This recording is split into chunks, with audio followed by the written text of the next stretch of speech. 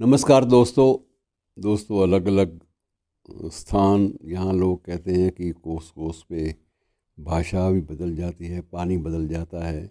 लेकिन पूरे के पूरे समुदाय, उनका रहन सहन, उनकी जीवन की जो रीति रिवाज हैं वो भी बदल जाते हैं। ये पहली बार एक क्षेत्र से ये उदाहरण मिलता है, और वो क्षेत्र है ब्यावर के पास ही एक क्षेत्र है जिसे काठात के नाम से जाना जाता है। काठात जो क्षेत्र है ये 4 ज़िले इससे लगते हैं, और इसमें 4 ज़िलों में अजमेर भी है, कुछ इलाके राजा संबंध ज़िले के भी हैं, कुछ भीलवाड़ा के हैं और कुछ पाली ज़िला के हैं। इन पर ये आधारित है ये समुदाय काठात। और काठात समुदाय की जो आबादी है वो लगभग 10 लाख के आसपास है। और ये समुदाय बड़ा दिलचस्प है, इसमें रीति रिवाज कई बार समझ ही नहीं आते। निकाह का रिवाज है, लेकिन निकाह से पहले ये भी परंपरा है कि गणेश पूजन ज़रूर होगा। गणेश पूजन के बिना ये लोग निकाह नहीं करते, और नाम सुनेंगे तो आप बिल्कुल अचरज रह जाएंगे, अचरज से भर जाएंगे। नाम यहाँ के इलाके के लोगों के नाम हैं सरदार सिंह, लक्ष्मण खान, रामा खान, भमरू खान, और स्त्रियों के नाम जो हैं वो भी पतासी, सीता, गंगा, जमुना, ऐसे नाम हैं। लेकिन इसके बावजूद ये होता है कि परंपराएं जो हैं वो दोनों तरह से चलती हैं, और निकाह भी होते हैं और शादी ब्याह भी होते हैं। जहाँ झगड़े वाली बात हो जाए, कई बार ये हो जाता है कि समाज में ये कैसे चलेगा, और सिर्फ निकाह ही एक परिवार में होते रहे तो उसके बाद तो फिर वो परंपरा ख़त्म हो गई। जो साझेदारी की परंपरा थी वो कहाँ गई। तो अक्सर ये होता है कि बाप ये फ़ैसला करता है, या घर का जो बुज़ुर्ग है वो ये फ़ैसला ले लेता है कि पहले लड़के का शादी जो है वो तो निकाह के दस्तूर के मुताबिक होगी, और दूसरा जो बेटा है उसकी शादी बाकायदा धूमधाम से, जैसे बारात निकलती है, बारात निकलने के बाद उसके फेरे भी होंगे, फेरों वाली शादी उसकी होगी। तो ये अलग से जीने वाला जो समुदाय है, ये लोग बताते हैं कि हम लोग एक्चुअली वस्तुतः लगभग 700 साल पहले हम लोग मूल रूप से रावल राजपूत थे। रावल राजपूत, और रावल राजपूत होने के बाद भी लगभग 700 साल पहले मुगलिया काल में कभी कन्वर्ट हो गए, मुस्लिम समुदाय में चले गए, मुस्लिम बन गए। लेकिन परंपरा चल रही है।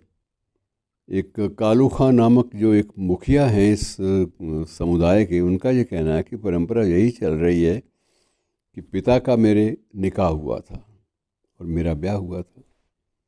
तो ये परंपरा जो है बिना किसी भेदभाव के, बिना किसी उल्लेखनीय कोई दरार के, ये चीज़ें बिल्कुल लगातार चल रही हैं।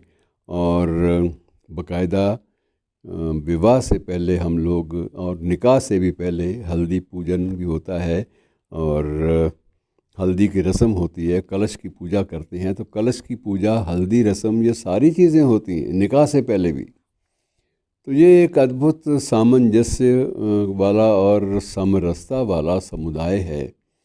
इस समुदाय की सबसे बड़ी एक और विशेषता ये रही है कि इस समुदाय ने अंग्रेज़ों की सल्तनत को नहीं माना।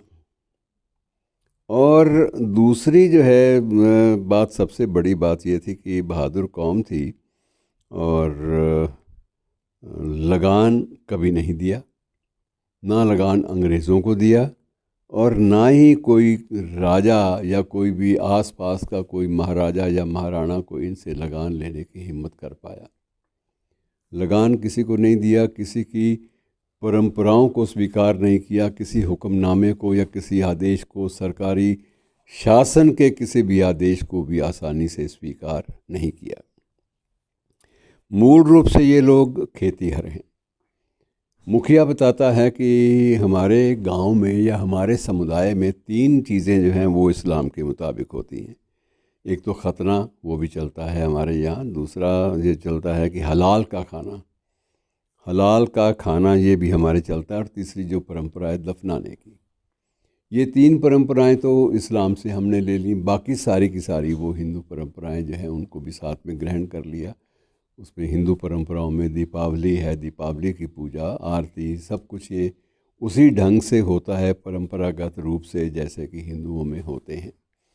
तो हम लोग कुछ एक लोग हमारे परिवारों में वो एकादशी का व्रत भी रखते हैं, और कुछ एक लोग जो हैं वो उसके जो रोज़े आते हैं रोज़े भी पूरे वो रखते हैं, और कुछ लोग बिल्कुल रोज़ा एक रखते हैं व्रत की तरह से, बाकी छुट्टी।